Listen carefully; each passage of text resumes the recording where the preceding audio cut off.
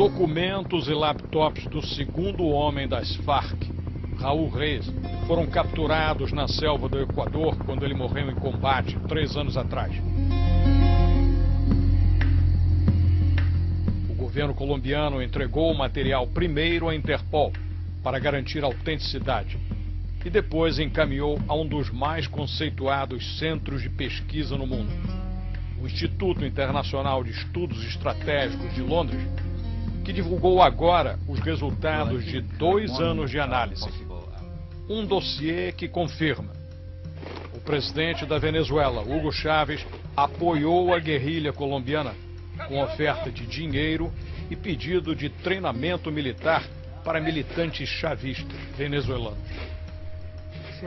O dossiê registra também que $400 mil foram doados pelas Farc à campanha eleitoral do atual presidente do Equador, Rafael Correa. O Brasil aparece pouco no dossiê porque a análise se concentra mais em Venezuela e Equador, além, naturalmente, da própria Colômbia. O Sem Fronteiras de hoje, além de analisar o dossiê, pergunta: qual o destino da luta armada na América Latina? E quais as implicações que a divulgação dos documentos de Raul Reyes tem para os países envolvidos? Em março de 2008, tropas do exército colombiano atravessaram a fronteira do Equador e surpreenderam do outro lado um grupo das Farc. Entre eles, um dos 7 altos dirigentes da organização clandestina, o líder guerrilheiro Luiz Edgar Devia Silva, nome de guerra Raul Reyes. Ele se encarregava das relações internacionais das Farc, contatos com governos e simpatizantes estrangeiros. Reyes, ou Devia, morreu no confronto com as tropas. Deixou para trás farto material, de cópias em papel a discos de memória de computador e arquivos em 3 laptops, incluindo e-mails trocados com seus chefes e pessoas em vários países. Why would an experienced guerrilla leader like Reyes, involved in international contact with the organization, why would he leave behind such important information? Well, that's a very interesting question. Reyes was a bureaucrat in camouflage gear in one sense, and spent a considerable portion of his time actually scolding his subordinates about the need to comply with information security protocols and not do things like cross borders with laptops full of information or send emails without encryption. And yet at the same time, during almost the entirety of the last decade, he was decrypting messages that he was sending and receiving and storing them all on his own computer, totally open. And we ask ourselves, why did this happen? And I think, above all, there was a feeling with him that it wouldn't happen to him. He would not be captured.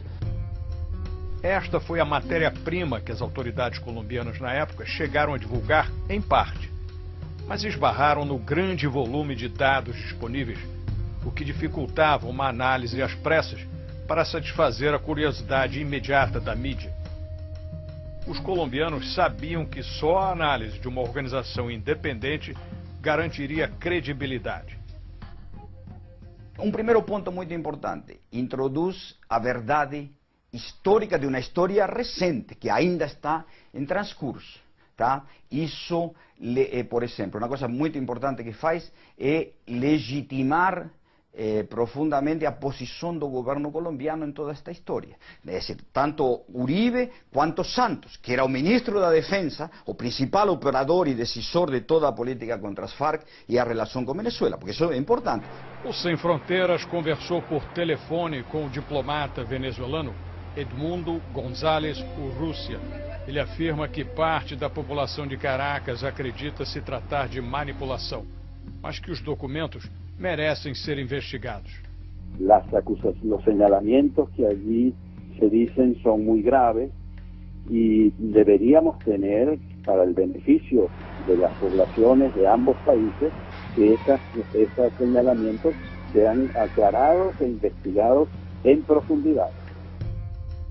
O governo colombiano da época enfrentava ainda um grau de descrença da opinião pública, que conhecia suas brigas com a Venezuela e com Hugo Chávez. Não lo vamos a permitir. Já na época, diante das primeiras acusações de seu suposto conluio com as Farc, Hugo Chávez repetia sua ladainha habitual de que tudo não passava de manipulação imperialista americana para desacreditá-lo. O presidente Uribe é um criminal. Não só é que é um mentiroso, um mafioso, um paramilitar e dirige um narcogoverno e dirige um governo lacayo do Império Norte-Americano. Rafael Correa reagiu de forma semelhante na ocasião, quando seu foco principal de comentário não foi sobre suas supostas ligações com as Farc, e sim a invasão de território equatoriano por tropas colombianas na caça aos guerrilheiros. Han encontrado 15 cadáveres de guerrilleros, 2 guerrilleras heridas, en un campamento improvisado de la FARC, es decir, un campamento ambulante hecho con plástico solo para pasar la noche, a 2 kilómetros del territorio ecuatoriano, a 2 kilómetros, perdón, dentro del territorio ecuatoriano, a 2 kilómetros de la frontera, a 2 kilómetros del río Putumayo, es decir, no hay cómo equivocarse en que aquello era territorio ecuatoriano. O dossiê do Instituto Estratégico agora conclui que Hugo Chávez, embora relutante no início, cedeu o território da Venezuela para as Farc se abrigarem e treinarem venezuelanos.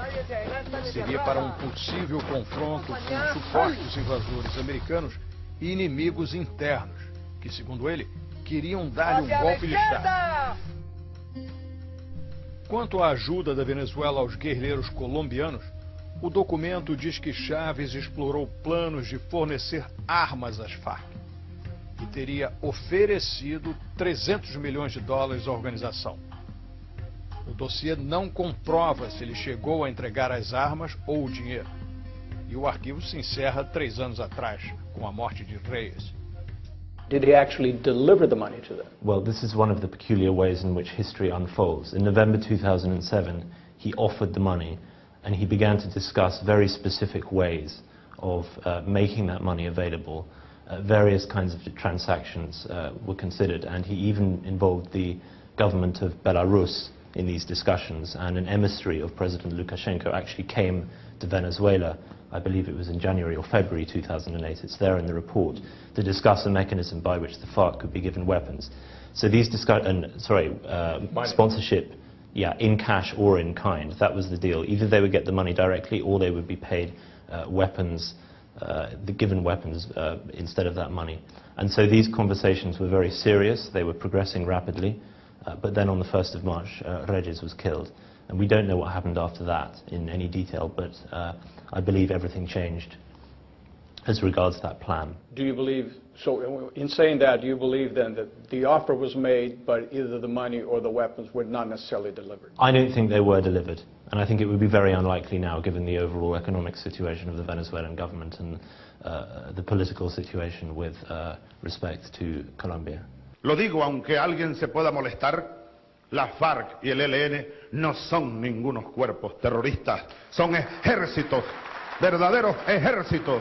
There is a reference in the dossier to unproven suggestions that FARC may have undertaken assassination of Chavez's political opponents on behalf of the Venezuelan state. Although the report states that it could not be proved, that's a very grave suggestion, obviously. Yeah, well, do the documents point in that direction? They do very strongly. If I just put this in context, the Venezuelan government was very unsettled by just how close the April 2002 came to succeeding. You remember the coup? Yeah, the Pedro Carmona Estanga coup. And they realized that they couldn't rely on the armed forces to support them in the event of that kind of unrest. They were also very concerned that there might be a second coup or other attempts at destabilization through that year. And so they drew up something they called the contingency plan, which involved the mass mobilization of their own supporters, that is, the supporters of the government, and what would essentially be armed paramilitary forces to, in their words, attack, neutralize or liquidate opposition mobilization through sabotage and killings. And this security strategy was implemented by all sorts of elements within the Venezuelan government. We don't know whether Chavez personally knew of all the details or not, but what did happen is that a range of essentially paramilitary organizations came to the FARC during the rest of 2002 asking for and getting training in these kind of tactics. And beyond that, the DICIP, which is now called SEBIN, one of the main Venezuelan intelligence services, came to the FARC in October 2002 and said they required experts in what they call pistoleo, in other words, shooting people with small arms. That's all in here? Yes, that's all in there. Making car bombs, experts in remote control detonation, this kind of thing. 3 or 4 people who would go to Caracas and carry out what they called actions on their behalf. And these operatives were then sent to Caracas. We're now getting to October, November 2002. And that's very clear from the archive. What isn't clear at all is whether the FARC actually did anything when they got there, and especially what specific actions they were involved in. There seems to be, from what you say, some political logic in Chávez's association with the FARC. From his point of view, what was the benefit that he thought he could get by associating himself with FARC? Absolutely. At his most expansive and optimistic moments, there was what might be described as an offensive logic to that, in the sense that Chávez was interested in helping the FARC to take power in Colombia. But perhaps for the majority of the time, and more commonly, what he wanted was to cultivate and develop the FARC as an asymmetric capability on which he could depend to defend himself against all kinds of threats which he perceived as threatening the survival of his regime. Rafael Correa Delgado. Sobre Rafael Correa, a acusação específica no dossiê do Instituto Estratégico é de que as Farc teriam doado $400 mil para a campanha presidencial dele. Do you have any evidence that Correa himself was aware of that? As part of the investigation, we also obtained testimony from a guerrilla who was in Ecuador in 2006. And this guerrilla reported during the second half of the year being the target of really sustained lobbying by Correa's campaign team. He had what he described as relatively frequent and intense contact with Ricardo Patiño, obviously now a minister in Correa's government. And then finally 3 telephone conversations with Correa himself. Now Patiño clearly was aware, according to the guerrilla, of why he was speaking to him at all, in that they were desperate for money. In the conversation with Correa, money was not mentioned, but Correa clearly showed an awareness of the state of relations between him and the FARC. So obviously the FARC wanted to get some benefit out of that. Did they get any benefit? Are the links still there between Correa and the FARC? No, they didn't really get the benefit, and this was the source of significant disappointment to them. By the middle of 2007, it was becoming clear to the FARC that they hadn't actually developed a strategic relationship with the Ecuadorian government. And what they certainly didn't have were territorial guarantees for refuge in Ecuador akin to what they enjoyed in Venezuela. No que se refere Ecuador akin to what they enjoyed in Venezuela. No que se refere ao Brasil, na época da captura do material do guerrilheiro morto, surgiram indicações de simpatias políticas do PT pelas Farc e esforços do governo Lula de não prejudicar Chávez. O analista e principal editor do dossiê do Instituto Estratégico, James Lockhart Smith, especializado em América Latina, explica que o material bruto é muito vasto e contém outras referências ao Brasil, sobretudo como território para a movimentação de gente e dinheiro das Farc. I wouldn't like to get into any excessive details about that. The territory was very important. Brazil, simply because of its location, was an important staging post for the movement of FARC operatives around Latin America. Money. Yeah, and money. The FARC took money from, they took a cut of the revenue from a kidnap that was carried out in Paraguay in 2001, and that money was actually stored in Brazil, and then subsequently shifted from Brazil back to Colombia by Venezuelan collaborators. O exército brasileiro tem uma postura muito clara de não permitir a entrada das Farc em território, digamos. Então, tudo que a Farc penetraram no Brasil muito mais em termos políticos, digamos, ou seja, de apoio ideológico, tentando, mas nunca conseguiram utilizar como santuário o território brasileiro. E isso sim aconteceu na Venezuela e no Equador. There is a specific reference here to Manaus. Apparently the Venezuelan consul in Manaus provided some logistical assistance to militants from FARC. Well, that's just a small part of a much more systemic policy by the Venezuelan government of logistical support with immigration and movement, particularly at that time, at that point in time. I wouldn't single out the Venezuelan consul in Manaus for any special treatment. The reality of the situation is that the Venezuelan government systematically provided FARC and International Commission operatives with immigration documents and also laid out what they called the red carpet at points of entry and exit to Venezuela. So in other words, if you're somebody from the FARC and you arrive on a plane from Cuba, you don't have to stand in the queue with everybody else. Somebody from the DICIP, as it was then, would typically arrive and take you straight through into the country.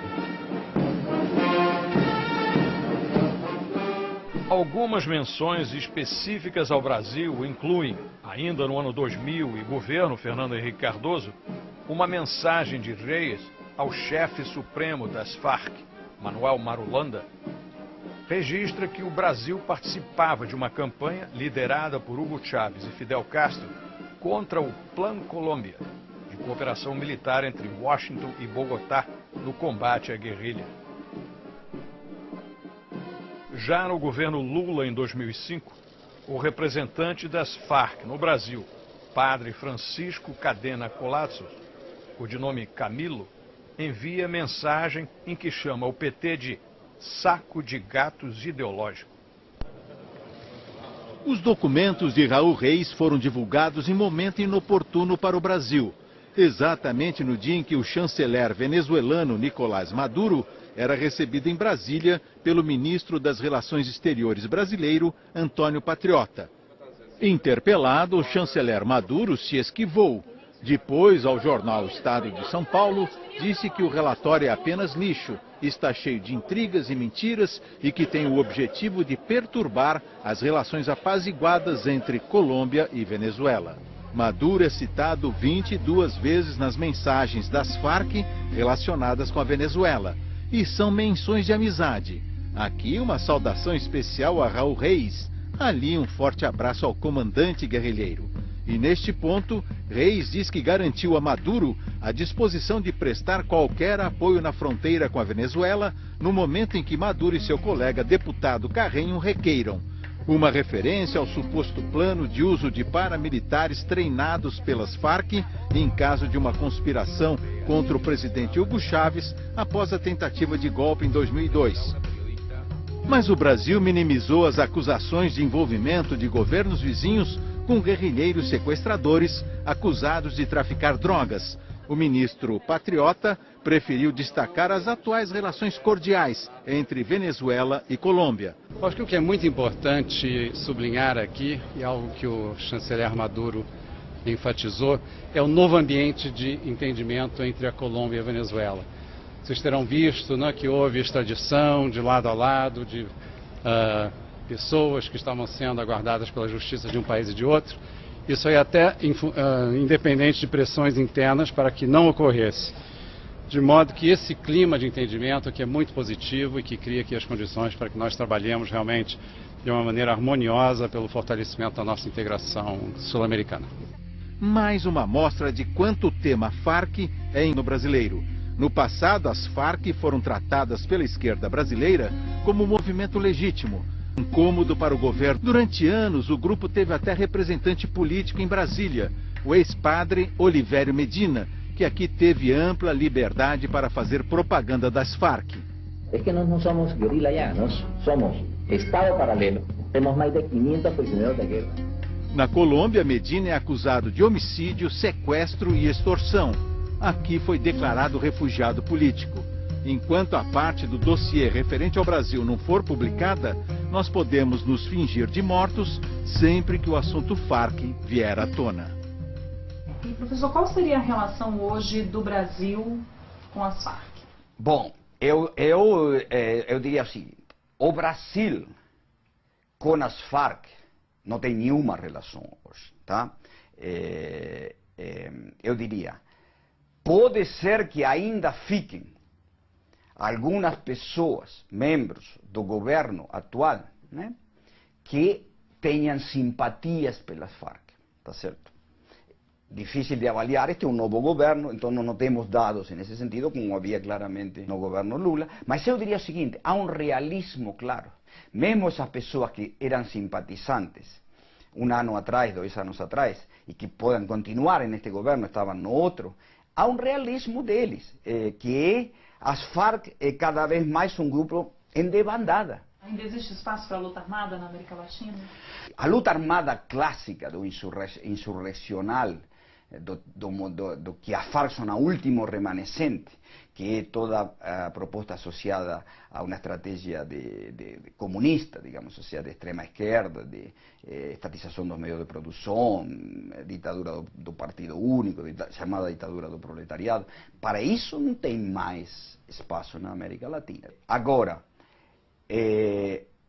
espaço para formas de luta armada de outro tipo, diferente do passado, de minorias étnicas ou maiorias étnicas, por exemplo, situações conflitivas etnicamente em alguns locais de alguns países podem degenerar em um processo armado? Pode, não é o mais provável. Então eu te diria, espaço para a luta armada clássica do século XX não tem mais na América Latina em absoluto. Las relaciones con las FARC hacían parte, aparentemente, de un proyecto bolivariano.